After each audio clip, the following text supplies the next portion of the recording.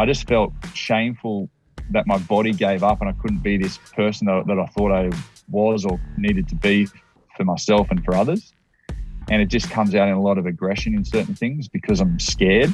And I'm realizing now over time and talking through it with my wife and my friends and family and things, you don't have to always be like that. You can be okay to be vulnerable. That's Michael Bowen. He was on his way to work one day when he got an urgent call to come into the emergency department. I'm all suited up, ready to go in the city for work, and the doctor calls and he goes, "Where are you?" I said, "Oh, just about to go in the city." He goes, "No, don't do that. Go to Northern Beaches Hospital now." Michael got the shock of his life when he was diagnosed with chronic myeloid leukemia, a rare form of blood cancer that affects just over 300 Australians each year. And within like the hour of me getting there, a nurse pulled back the curtain and goes, "Mr. Bowen, we need to talk to you about your results." And she said, "We think you have leukemia." The man of the house with a young family, Michael's first thoughts were of his baby daughter, confronted with the question of if he was going to be there for her. My daughter. Yeah, she's just not going to have a dad.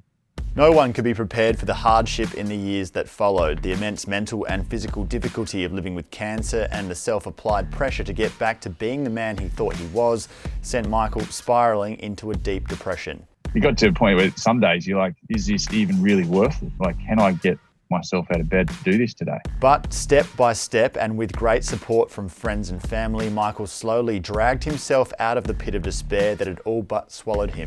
Now Michael's in remission and sharing his story as an ambassador for the Leukaemia Foundation. I thought I'm never going to not continue to offer the people the hope that there is. September is Blood Cancer Awareness Month, so if someone you love is diagnosed with blood cancer, please reach out to the Leukaemia Foundation on 1800 620 420 or visit leukaemia.org.au for help. You can also join the tens of thousands of Australians impacted by blood cancer by participating in this year's Light the Night event on Saturday the 16th of October. Visit lightthenight.org.au for more info. Welcome to Young Blood, an award-winning podcast on a mission to make the mental health of young men a top priority. My name's Callum McPherson, I'm a journalist, and this is our platform to open up and share stories of what we've been through because we're not alone. Let's do it. Before we kick this off, I just want to say thanks so much to everyone who's taken 15 to 90 seconds out of their day to rate and review the show on Apple Podcasts. It boosts us up the ranks massively and makes a huge difference to how many people we can reach with these potentially life-saving stories. So thank you. And for those who haven't got around to it, please, if Young Blood has delivered you some value, let us know on there. Cheers, legends. This episode is sponsored by Bolton Brothers, the guys dedicated to changing the face of men's mental health, and Ski for Life, the organisation promoting mental health and suicide prevention through their annual ski relay in South Australia. Check out their websites and follow them on socials. Michael, in your 20s, you were in peak physical fitness and you were playing high-level rugby. How did you feel in yourself physically at that time in your life?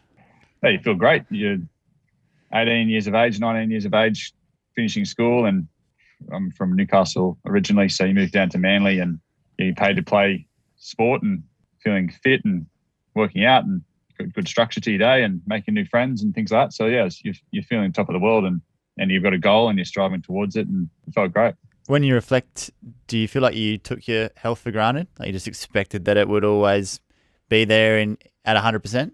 Yeah, I never had any issues as a kid growing up in terms of health-wise. My health was definitely taken for granted. And then following that, you were working in finance. What were you expecting that your future was going to look like at that time? I moved down to Sydney, got a career playing footy, and then that didn't work out. So I moved back home. I was in Newcastle for another 3 or 4 years playing football there too. And then the GFC hit and my job in mining services at BHP was made redundant. So then I moved back down to Sydney. I was working in IT for Adobe for a couple of years. And then I had a financial advisor come to the Adobe office and talking about what they can do. And I just didn't know what they were talking about. So I had an interest in it and wanted to get closer to the fire. So I found a job in financial services a couple of years after that, and then off we went. So that's the sort of background to it before we get to the point where we get diagnosed with a big C. So how did your life change when you had your daughter? It was great. We were married in 2016 and it came along pretty quickly. And then we moved back from Melbourne to Sydney to be close to her family. Yeah, it's great. No issues. Perfect little girl, healthy, and just hitting all the milestones. So there was no signs of any issues with anyone. We're all healthy. And then about when she was maybe 9 months old, I started to get a lot of black dots that would run across my eye all through the day. And it was really bad in the morning when I'd wake up. And because we changed health funds with Farah being born, there was a wait period of sort of 3 months. So I was waiting for that. But what I was really waiting for is to go and get your cheap sunnies and glasses. That was the real driver to go to the health fund. And you sign up and you go in and see the optometrist, and she's doing all the tests. And then she said to me, "Oh, do you work out a bit?" I said, "Oh, not really, not as much as what I used to." "No, why?" She said, "Oh, okay." And I was so strange just sitting there, just waiting to get my test done. And she's asking these questions. And then she says, "Oh, do you smoke?" And I said, "No, I don't smoke." She goes, What about drinking?" And I said, "Oh, I had a little bit." And she said, "Oh." And you're like, what does this person think of me? Like, I was like, yeah, is she judging me or what's happening? I'm just going to the optometrist and she's asking all these really strange questions. So I just answered them as honest as I could. And then she said, "Okay, we'll leave it with me." And she came back about 5 minutes later, and she had this this A4 piece of paper, which was a picture of my retina behind my eye, and it was all red. It was like really, really red. And she said, what's causing these blurriness and these black dots running across your eyes? It's sort of like watching a comet sort of go across the night sky, but they were black as opposed to white. Yeah, right. And she said, what's causing it is you've got all these bursting blood vessels behind your eyes. And she said, "I think you should go see a specialist." And I was like, "Oh, more money. I just want my specs." and so, "Oh, okay, right. Well," and said, "Oh, maybe also just go to your GP and get a blood test." And I didn't have a GP at that time. As I said, my health was pretty good. How long had you been having those symptoms by this point? Probably 3-4 months when I really started to notice it. What happened from then? You went and saw your doctor. What led to you being diagnosed? Yeah. So that was on a Monday, and then we were doing a conference that week, and I had clients in town, and I had all these dinners and things that I needed to go to. So I didn't actually get a spot until Wednesday afternoon, and my wife was actually going to the doctor's for just a standard checkup. And I said, "Oh, can I tag along?" And she said, "Oh, what for?" I said, "Oh, here's my picture of my eyes," and I sort of showed it to her with sort of like, "Oh, hey, mum, here's my artwork from school." Yeah. And she looked at me and goes, "Why didn't you tell me?" I said, "Oh, I don't even know what it is." And nothing was really dropping. The penny wasn't dropping at all. And then she goes, "All right, we'll come in." So I went to the GP with her, and she did her thing. And then the doctor looked at me and said, "So what can I help you with?" And I said, "Oh, here's a picture of my eyes. I need to do a blood test, please." And the GP sat up really straight away. And he goes, "All right, let's go now." I said, "Oh, okay. All right." Not a good sign. So then we walked in. Again, the penny wasn't dropping.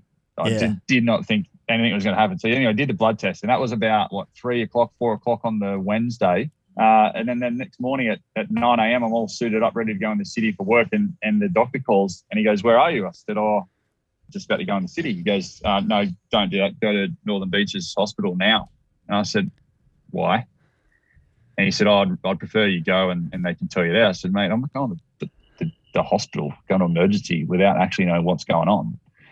And he said, "Oh, your bloods have come back and your white cell count is really elevated."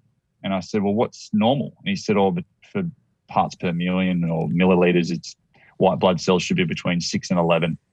And for those listening, if I get that wrong, apologies, but my recollection is between 6 and 11. And I said, "Well, what are mine?" And he said, 140. Oof. And I went, "Jeez. Is that the worst you've seen?" It sounds pretty bad. And I said, "Is that the worst you've seen? Like, what does that mean?" And he goes, "Well, your major organs are under extreme stress." And he said, "You could be at risk of a blood clot or a stroke or something more sinister like cancer." Jesus. And I was like, wow, okay. So I should go to the hospital then. He goes, "Yeah." So anyway, so how did you feel in yourself at that time? Did you feel like your organs were under stress, or did you feel fine? Oh, no, just my eyes and a bit of blurriness in my eyes. That's about it. And I just thought I needed a a better prescription, to be honest, from the optometrist. I didn't think there was anything major. So nothing, like I was carrying a bit of weight. I was on planes and traveling around the country and doing lunches and dinners with clients and not exercising as much. So I was carrying a bit more weight when I should have been. I thought, maybe I just need to lose some weight. Anyway, so he's called me and he goes, no, you got to go to the hospital. So my wife had the car at the time. So I got in an Uber and I'm in the Uber. It's about 20 minutes to the Northern Beaches Hospital where I was. And I was in the Uber and I called my wife and said, how you doing? She goes, yeah. I said, I'm just in an Uber on the way to the hospital. She goes, what? I said, yeah, my white blood cell count's like 140. And she goes, oh, okay, I'll see you there. So then she hung up, got in the emergency, walked in the door. I said, I'm presented as Michael Bowen. I've been referred to by my GP. And I went and looked up in the system and then bang, just straight through. Didn't have to sit in the waiting area, nothing, just straight through. And I felt fine, no real signs. I looked like what I do today, just a bit skinnier. And so are you panicking at this point, or are you still not believing it? It's an out of body experience. Like you get there and you're like, all right, cool. So I'm over here and you're over there, and I'm just watching you do your thing. Yeah. So it's really strange. Anyway, I walked in. They put me into a room, and not in a room, a bed, and then they had the curtains pulled. And then about, I don't know, half an hour later, I was working. I was emailing people and just calling my boss and saying, I just got to the hospital for some stuff. And penny was not dropping. And my wife walked in and she was like pretty white. So she sort of knew. She's in healthcare and she sort of knew something was going down. We're sitting there and then within like the hour of me getting there, a nurse pulled back the curtain and goes, Mr. Bowen, we need to talk to you about your results. And she said, we think you have leukemia.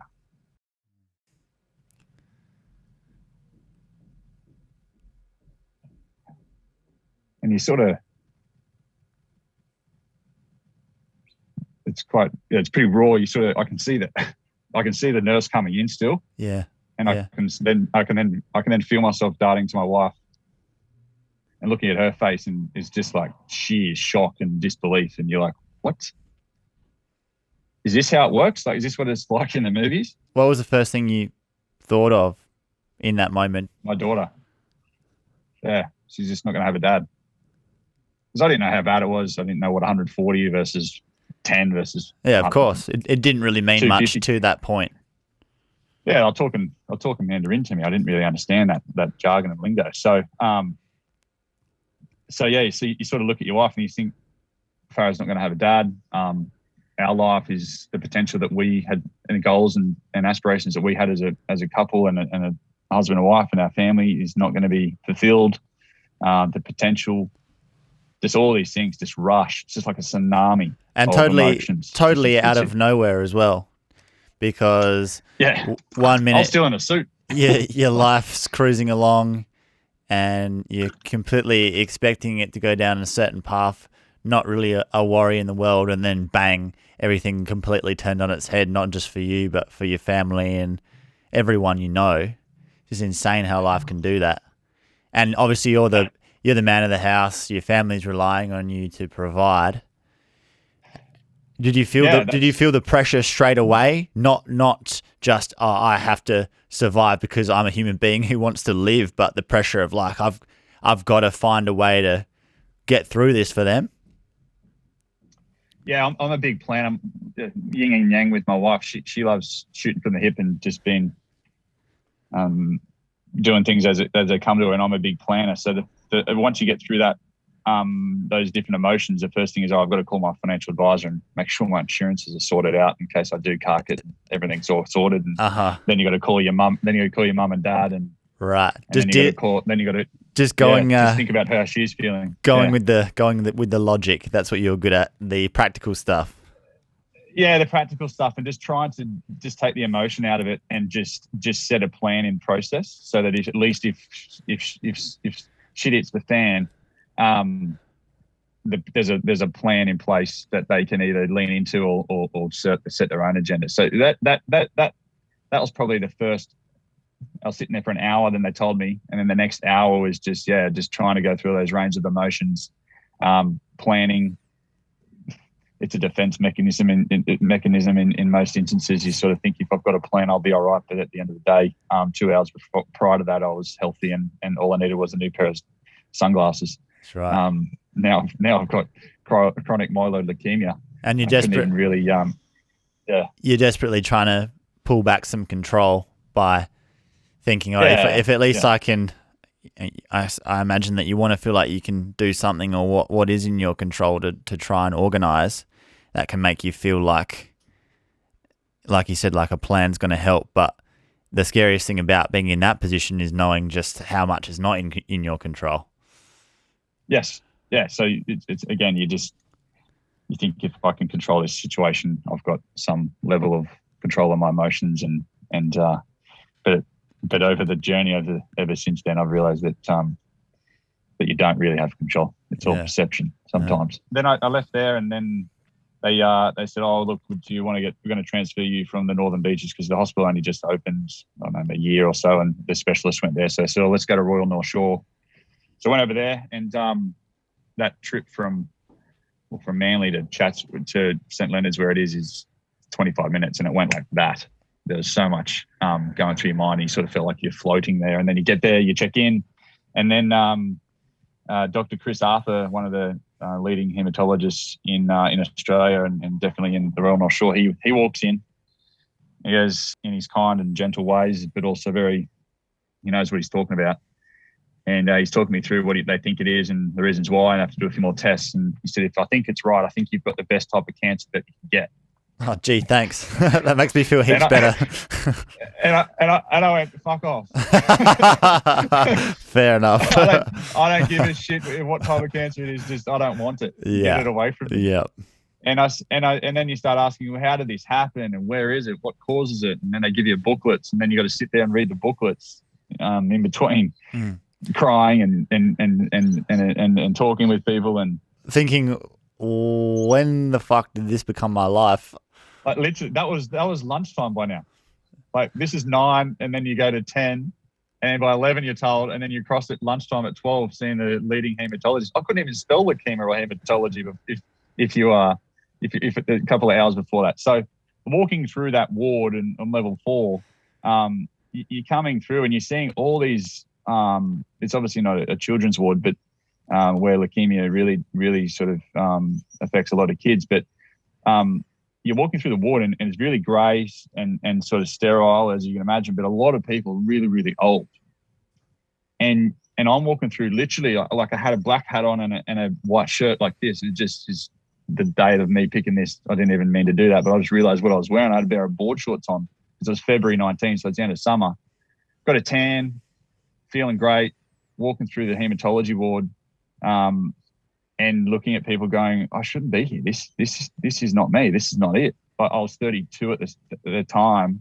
The average age of getting it is like 64. So I was like, I was well and truly in front of that average. Yeah. And then just realizing that you're sitting there and you're in no man's land. And this is what I've said to a few people prior to that. You're sort of sitting there in no man's land, because if you get leukemia as a child, there's plenty of support groups. There's obviously specialized hospitals and programs, and mum and dad are there for you. You can rely on them.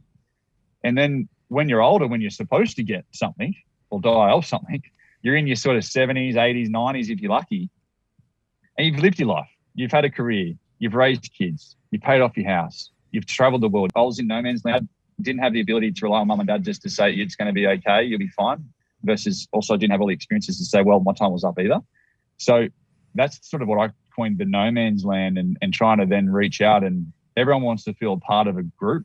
Everyone wants to be a part of something, no matter if it is the world's best cancer group. That's a good name for it. And then reaching out for, right, who else has got this? Who else can? Yeah. You do realize that the pamphlets they give you, and then you've got the Leukemia Foundation and their support group and everything else like that. Then obviously you speak with them and they put you in touch with different counsellors and groups and other people in the same sort of age bracket. But it sounds like that time was you had lonely, quite lonely.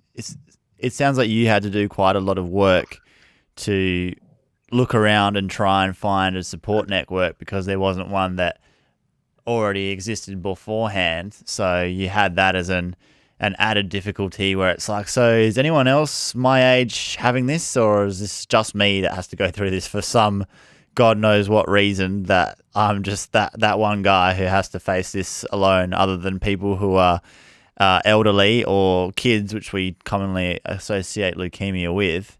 But did you find that actually you weren't the only one? Were you able to find some common ground with some other people closer to your age, or did you really feel like you did go through it alone?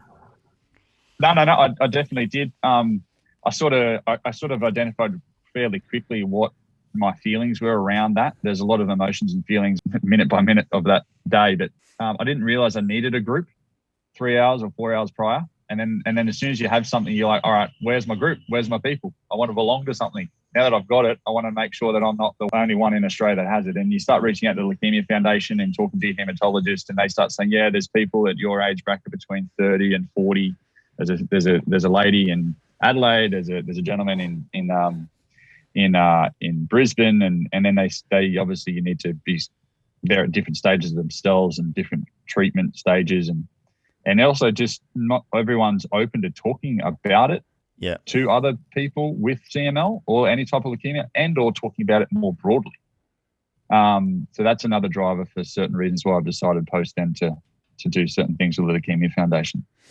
Did you find you got some useful support from other people who had that lived experience and you could talk about that together? Obviously, no one can really understand it to the level other than those who are actually going through it.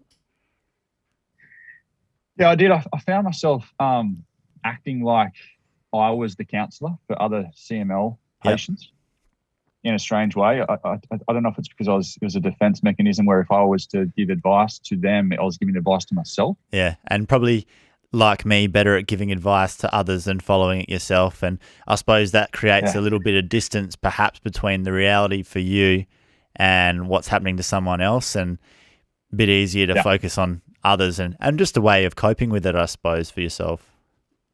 Yeah, the 2 points there, coping and distance.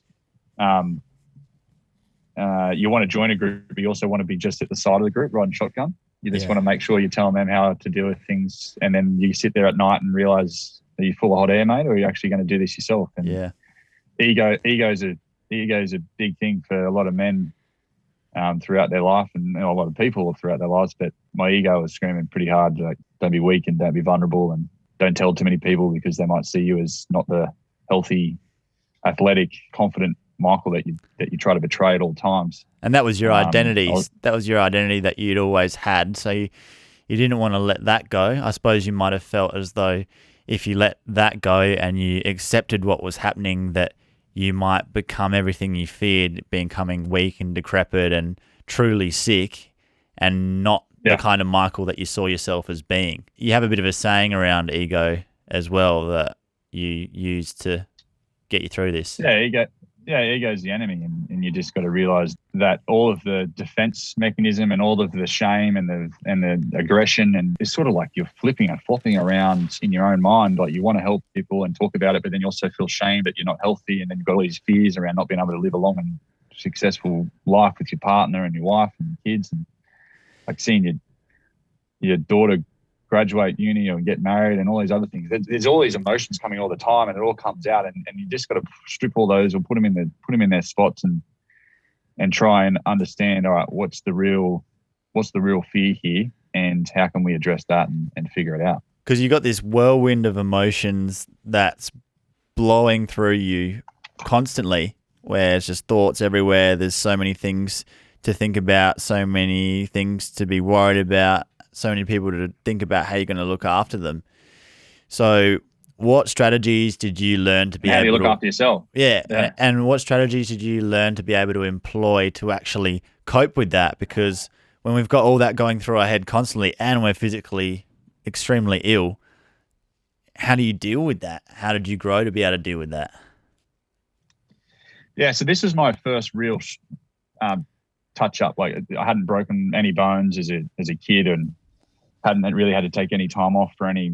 I didn't have any mental health issues that I could easily identify. I just sort of walked through them in the earlier years and teenage years. So when you get to this point where you are initially, the first sort of 3 months or so was that coping mechanism and distance that you mentioned before. So for me, that was putting a lot of time and effort into raising awareness and funds for the World's Greatest Shave, for example, with the Leukaemia Foundation. My little brother was doing some stuff with some of his friends, and he posted something. I was like, well, I can do that too. That's pretty much me. I'm in that group, so I might as well do something. And so you're a man of action, so taking action made you feel better? Yeah, control. Yep. And then once you get through that stage and all the lights have dimmed and everyone goes back home and you're looking healthy and all your drugs are working and everyone's asking you and checking in, then you start to get this identity. Like, I am a person outside of this. Yeah. I appreciate everyone calling me, but every time you call me and just say, oh, so how's your health? Are you dead yet? It's sort of pretty like, much. It's sort of like, no, I'm still here. Yeah. And then see you next week. That's such an interesting point, because you can't really ever escape that being the top priority or the thing that's on everyone's mind. And you feel like, through no fault of anyone else's, but every conversation is loaded with that undertone of, you've got cancer and how that's going. You must have longed for things to go back to, just when you'd have a bit of banter and not be so serious, but it's a bit of an inescapable fact, obviously. I mean, I've been doing a lot of reading and a lot of talking to psychologists and all these things like that, and doing different events, experiences. And the two things I realized, I'm looking back, and I'm still doing, like, even this morning I was thinking about it, how we'll talk today. But during that time, it's two angles. It's either empathy or sympathy that people would approach you. Some would have sympathy at, oh, I'm so sorry to hear that about you, but I'm glad it's not me. And no one ever said that, but you could tell it was coming across. Where others were empathetic. Yeah. And would, but then the only way that in our circle, and not everyone, but everyone would say, oh, empathetic would be, I'll tell you a story that happened to me, but never actually tried to sit in my pool of shit. So trying to make it about them. And obviously, that's how people cope. Sharing experience can be massively helpful, but the first thing is to not interrupt someone or throw your story in or say, oh, I get exactly what you're going through. It's too early for that. You need to first just listen. And I'm not going to, exactly. And I'm not going to not put my hand up and say for the first 20 odd years of my life that I would never have done that either. There's a lot of times where you think you're empathetic, but all you're doing is acknowledging someone's going through some pain or some struggles, and you go, oh, I've got a story for you too. So that must be empathy. Yeah. But also people are thinking that, helps, and they're not doing it because they're necessarily even conscious of making it about them. I guess they're in a way trying to cope with it as well. Exactly. Yeah. And they're not doing it from a bad place, but it's just how we see things on TV or on the news or the way you interact with your household or your upbringing or whatever it is. So it's not as if everyone's come from a bad place, but that was sort of an environment where you sort of like, I don't want to feel people feeling sorrow for me, and I don't want to, and I don't even know if my body's failed me, and I want to show everybody that I'll get through this because I have to, but also I want to, and I want to get back to that perception of who I thought it was pre-diagnosis. And to be honest with you, Callum, it's all bullshit. You go through a big, deep, dark sort of hole. That sort of mid-19 through to October, November 19, that was hard. That was bad. Having to reach out to psychologists and seeing them and go on health retreats and trying all different types of things. Started a psychology degree, just not communicating with myself really well, not communicating with my wife really well, withdrawn. And then you start to understand this mental health stuff around anxiety and depression and stress and all these other things. And you're like, oh shit, this is it. I'm in this. And you got to a point where some days you're like, is this even really worth it? Like, can I get myself out of bed to do this today? What do I want to achieve today? Do I just want to go for a walk? Or do I want to get back to what I was supposed to be doing pre? So you just go through a huge journey and self-reflection and you're making a lot of mistakes and you're saying the wrong things to your loved ones and testing things and trying to see if, all right, who cares if I break this? I don't care if I break this relationship. I don't care if I break that. Yeah. So it's easy because it sounds like you were mad at the world at that point, and I suppose very, very sad about your situation and how unfair that is. And I suppose in your mind, there was a good chance was going to be taken away from you that you didn't deserve and that your family didn't deserve. And there's a whole lot of reasons to be angry and resentful and bitter. And if that builds over a period of months and months and months, so difficult not to just lean into despair and all the darkness that comes with it. Yeah. For me, I like to know how a car works, follow a recipe and do all these different inputs and understand what the reasons for things. And no one could tell me why I got chronic myeloid leukemia. No, they don't really know, and that's still great to me a little bit, not as much as what it did back then. So you couldn't understand it. Answer. You couldn't break it down, and that's the way that you interpret the world. So even more frustrating when you can't put your finger on why. Yeah. What did I do? What led to this? How can it be prevented?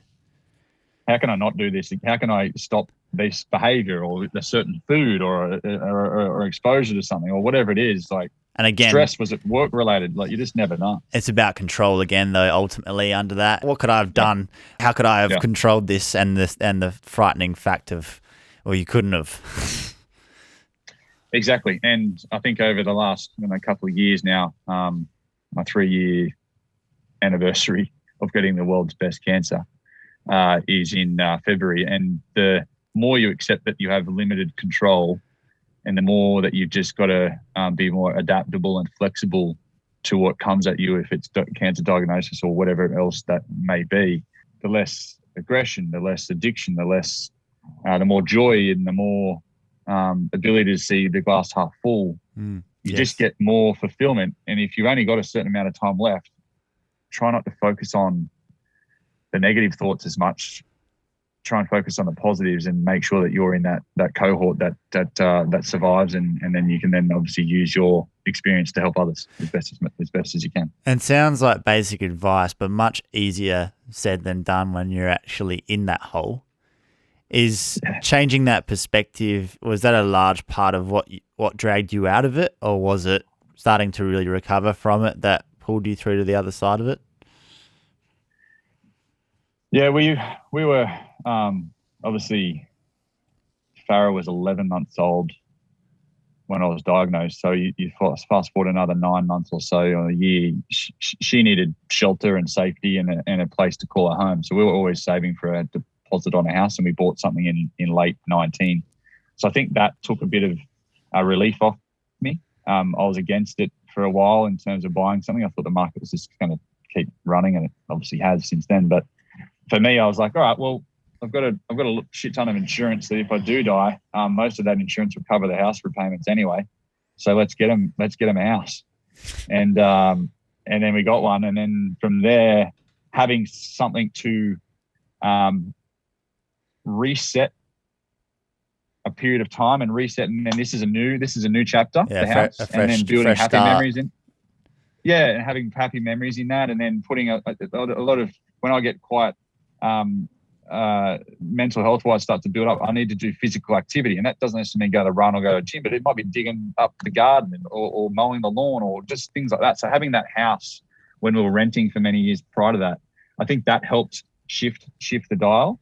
Yeah. But I still would have relapses, and I'd still have things where I just did not give a shit if I broke it or what I said. It was just, I think I'm listening to a few things around the linkages between shame and aggression and addiction. And I just felt shameful that my body gave up and I couldn't be this person that I thought I was or needed to be for myself and for others. And it just comes out in a lot of aggression in certain things because I'm scared. And I'm realizing now over time and talking through it with my wife and my friends and family and things, you don't have to always be like that. You can be okay to be vulnerable in a variety of different experiences going forward, and not having this anchor or this chain linked to this particular experience or diagnosis ongoing. That's what I'm trying to work on at the moment. And you're struggling so hard to process it, and then in having these outbursts because you're just not able to cope, which is completely understandable, then you feel guilty for lashing out, or you start to have that affect your self-worth and your self-esteem and not like yourself as much, because it's like, hey, not only am I the sick version of myself, but now I'm this angry, bitter dude as well who's lashing out at the people that love me more than anything. And then that can be, I think that's probably maybe the most dangerous part of it all mentally, because it's only a hop, skip, and a jump from there to seeing yourself as a burden, and then we know where that goes. Yeah. And you hit the nail on the head in terms of the opposite side of the coin of shame is guilt. And I was flipping that coin all day long. Yeah. And trying to get myself out of that rut and trying to get myself out of that headspace and not being able to identify it at the time. And I'm only really starting to identify it more and more now, the more you sort of listen to different opinions and people. But yeah, shame and guilt was a big driver for all that. And that goes back deeper to childhood things and other things like that. You just need to identify and understand that all of the bravado and aggression and or laughter. Some people obviously like to be the class clown, for example, or like to make other people happy, but then they go home and they cry themselves to sleep, for example, because that's just a persona or an image they put out there. Whatever it may be, for me, I'm trying to find out what started the bin fire and trying to address that. You don't have to put it out, but you just got to address it. And once you do that, I think you have more fulfillment in who you are. You trust who you are. And the next time this happens, because there's always going to be an event or something that happens in your life, you have the tools and the ability to process and the right people around you the next time this comes along. Well said. Really just trying to figure out who I think I am and who I want to be. And my addiction was getting just constant improvement and trying to get better. And that's sort of over time has also diluted a little bit because you'll be just in a constant state of trying to be better or trying not to get sick and be strong, and you're never actually enjoying yourself. You're not enjoying the journey. Yes. At all. Yes. And you're always worried about what's going to be around the corner. Yeah, as a kid, I was a worrywart and bit my nails quite a bit. So, you just fall back into these childhood sort of personalities, and they start to come out. And then, being an adult, you can't just have a tantrum or say things or break stuff and expect people to respect that or understand that. Yeah. I've got a 3.5-year-old at the moment, and she's acting better than what I was back in the day. So you sort of just have to say, all right, Michael, come on, mate, let's get this shit sorted and get yourself back on the road, and just slowly starting to figure out, all right, what is my major personal goal today and my major professional goal, and what are 2 minor professional and 2 minor personal goals that I want to get today. It might be mowing the lawn, or it might be making that call to a colleague that you haven't spoke to for a while. Uh-huh. Just all these little things. You're just starting small, focusing on the wins, and just getting back to your foundations. And once your foundations feel solid again, then you can start to stack in all the other stuff. And it comes pretty quick. It exponentially comes back pretty fast. Then you're out of that mindset. I wasn't on it. I didn't take any chemicals, as the GPs like to sometimes give out for anxiety and depression. I didn't want to do that. So I focused on sort of exercise and reading and reflecting. So that's sort of where it got to for me. Ultimately, you did the right things and to look after yourself. I think it's crucial to make that choice to invest in yourself with looking after your health and trying to put yourself in the best position to be able to recover. Although it would be so easy to go, screw this, I'm not going to survive anyway, and I just feel so terrible that I'm just going to do all the bad things. Something in you eventually was like, no, we're going to do the good things. We're going to be sensible. We're going to tick off little goals at a time until we get our self-worth back, and then get closer to being that Michael that I always was, that was unfairly ripped away from yourself. Yeah.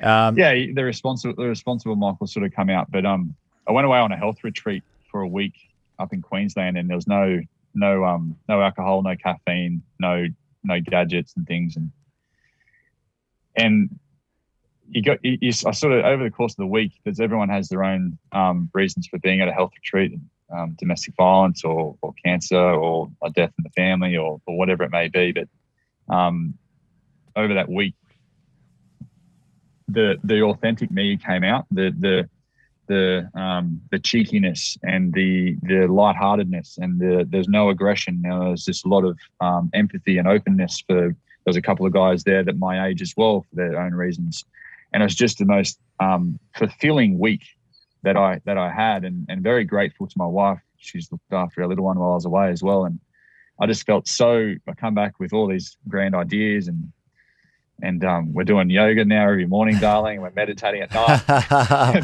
We've got a strict regime. Yeah, and she's like, "Holy shit, I'm not doing any of that." Who are and I was you? like, "Why not?" You had a man. Like, you had a man bun and like herbal tea. Exactly, and she's like, "Who the fuck has come back now?" And I was just trying all these different things, but at the core of it, on reflection, just looking at sort of trying to find why people are attracted to other people and what are their core skill sets. And everyone's unique, but once you know those and what they are in a professional or personal sense, it's your unique traits that attract people. And when you're in a state of just acknowledging those and being vulnerable with them and knowing what they are and happy with those, you attract a lot of positivity. Yeah. And once I figured that out, I was like, all right, well, if I can do this and I can focus on this, then I'll get myself out of this rut. I'll step on the next rung of the ladder and I'll get myself out of this hole. And that kickstarted that process. And because then you're starting to build momentum. Yes, it's momentum and cadence. That's what you ought to try and focus on. And playing sports and being in teams, you can sort of feel the momentum shift in a game. If you're playing soccer or rugby union or netball or whatever it is, you feel this momentum shift. And once you can identify that, you're like, all right, cool. Let's tap into that. Let's keep the cadence going. Let's build on this. And it may not finish the game and win the game, for example, but you go to the next week. It's the same with this. You might not be able to sort out the world's problems in one thought or one day, but you start to get that cadence and you stick those together, and next thing you know, you're out of that hole and you're back to your normal self. Yeah.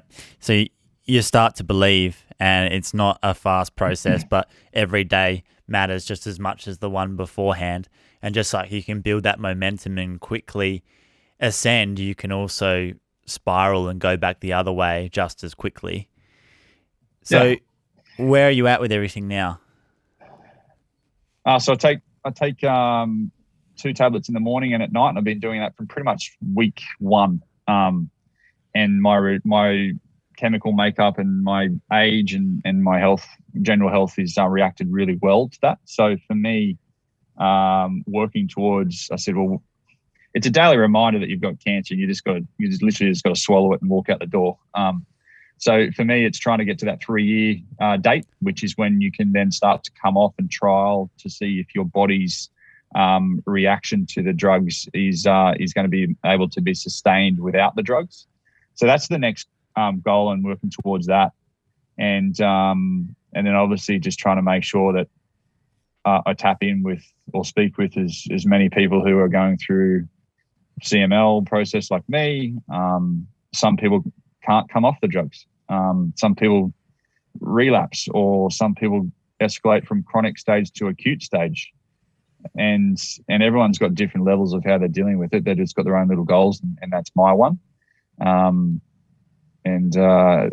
then from there, it's continuing to have a bigger family and getting back to some level of normality. But at the core of it, I still want to obviously give back and continue to talk with that 64-year-old gentleman that's being diagnosed, and he might need someone to talk to, or that little girl that was diagnosed with AML, and a family friend of mine, his daughter was diagnosed, and it just breaks your heart. So, trying to raise awareness and really getting the conversation going, and just demystifying how people use sympathy and empathy around an event like any type of health issue, just so people are more open to it and more empathetic to it, and realize how much good work the Leukaemia Foundation is doing, and who they help, and where the money goes, and the research, the drug development, and the support. Like even just putting a family up who might be in Dubbo, for example, having to come into Sydney. Dad might have to stay home, or mum might have to stay home and work, while the other parent goes into the city for 2-3 weeks. It's quite costly, and most families can't do it. So I'd hate to see someone, a 5-year-old, go to hospital and not have their mum or dad around them, going through such a traumatic event like that, where they're scared and all they want is safety. That's at the end of the day, that's all I really wanted, was just some safety. So trying to find that, you sort of do some weird and wonderful things when you're trying to find safety and shelter. And having gone through it yourself, you know so deeply what the reality of that actually is. And you're now in this position to be one of those guys that you were looking for when you got this diagnosis, and you were looking around saying, hey, is this just me? You know, someone in that position who hears you speak about it so openly and in such a raw way, and not sugarcoat it, of this is going to be the hardest thing you've ever been through. But even if you get to the sort of low that you were at, there's still a way forward. There's still practical things that you can do, and it's not over. So you're in an incredible position now to be able to help others. I suppose your recovery is still the top priority, and you got to stay on top of that, but definitely speaking out about it and wanting to be one of these voices must help you with your sense of optimism and with your own journey. Yeah, a sense of meaning and fulfillment, and the ability to share your experiences with people that want to lean into that. Not everyone wants to address the conversation, or some people just want to hide in the corner and fight or flight. Yeah, so because it's hard. It's very hard to do because it's so incredibly painful and goes right to the core of our fears as human beings. So there's no wonder that most people don't want to talk to us. That's why I want to acknowledge you for being brave enough to step up and do that when there's no reliance on you to do so. Yeah, thank you, Callum. I think that means a lot. I think the ability to have enough confidence in your own vulnerability and people accept you for warts and all is something that I've always strived for. I'm quite a intense, passionate individual in most circumstances. But for me, when I felt like I was in no man's land and I was scared and wanted safety, and I wanted someone to be in that pit of despair with me, I thought, I'm never going to not continue to offer the people the hope that there is someone to talk to, or somewhere to go, or reach out to a foundation, or even just having these types of conversations and putting this up on podcasts, for example, it's just all going to help. And on the other side of COVID and the mental health and illnesses that are going to come from that, some people might not be able to relate to my particular story, but they might be able to hear about the journey that I went on, and they might be able to relate it to that at some point, and then have the confidence to talk about it with their best mate or their sister or whatever it else may be. And I think that's worth every single conversation and minute spent raising money, sharing awareness, and talking about it. Absolutely. Well said. It can be the difference. It really can. Just hearing those stories at the moment that you need it, to know that, someone's felt like you felt, and they've gotten through it, and so can you. That can be so crucial, and certainly still underrated as something that helps us get through these kinds of times. So now when you look at your family, knowing that you've survived every day, how do you feel inside yourself? Is there an extra layer of gratitude? Yes, it's you don't take things for granted, and you obviously want to be fully sort of 100% in on things. You want to be as authentic as possible, and but then it also comes with some bad things as well. My tolerance for certain people or certain experiences is a bit lower, because I don't know how much longer I've really got. So you're sort of like, all right, I've had enough of that. See you later. Yep. But there's all different ranges of emotions. If I want to be a better person and be a better husband and a better son and dad, I always need to be sort of self-checking and looking back and going, all right, that was a bit of a doozy a couple of years ago, Michael. You could have really went off a different path with that one.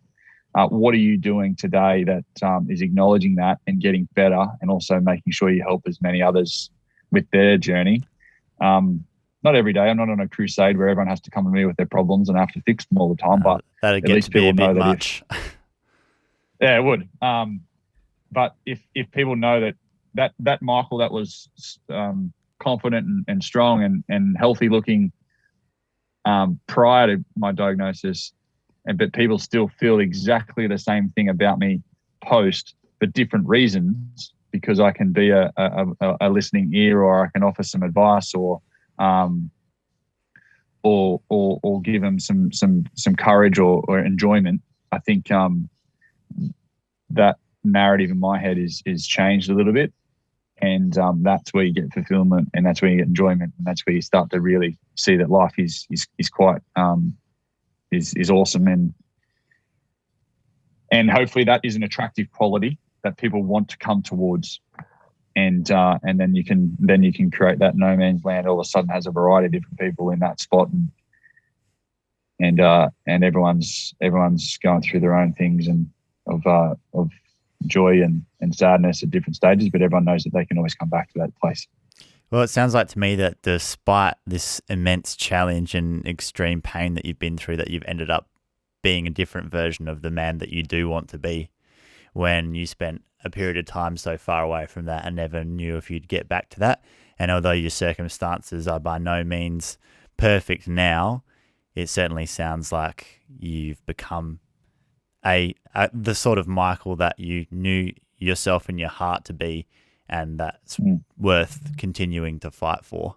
So I think you should be very proud of yourself for surviving, number one, and then for all the extra effort that you go to help others through such an incredibly difficult challenge. Yeah, there's plenty of people who've done it beforehand. There'll be plenty of people who do it afterwards. It's just a matter of who you want to be, and do you want to be counted on these sort of things. And I'm trying to make sure that, just creating a voice and creating a medium or some level of dialogue on it, and say to people it's okay to talk about it, and it's as Living the charity says, it's not weak to speak, and just getting it out of there, because if it sits in your mind, it doesn't get out, and it just has really bad outcomes. So sharing it around is quite helpful. With Leukemia Foundation, some of the stats I was sending me the other day about, there's like 50 people today that were diagnosed with some form of blood cancer. 15 people died today from blood cancer. So there's a lot of effort to get people aware that blood cancer, some of them you can pronounce and some of them you can't. But blood cancer is a serious cancer. And like my uncle, he hadn't really heard about it much in CML beforehand. And then after a month or two after I was diagnosed, he was playing golf with his mate, and he said his son had been diagnosed. He said to me, I felt a lot more confident talking to him and relating to him and empathizing with him, more at ease. And he didn't have to be so stoic and bravado around it. And he was able to be vulnerable in front of his mates. And to me, that was like, out of all the money raised, all the donations and things, that little piece of insight was really what I'm trying to do, is just to give people the ability to share their stories, relate and understand, and just have a better conversations with ourselves. And you're a big part of that mission, mate. So well done. And thank you for telling your story today. And I truly wish you well with the rest of your recovery journey.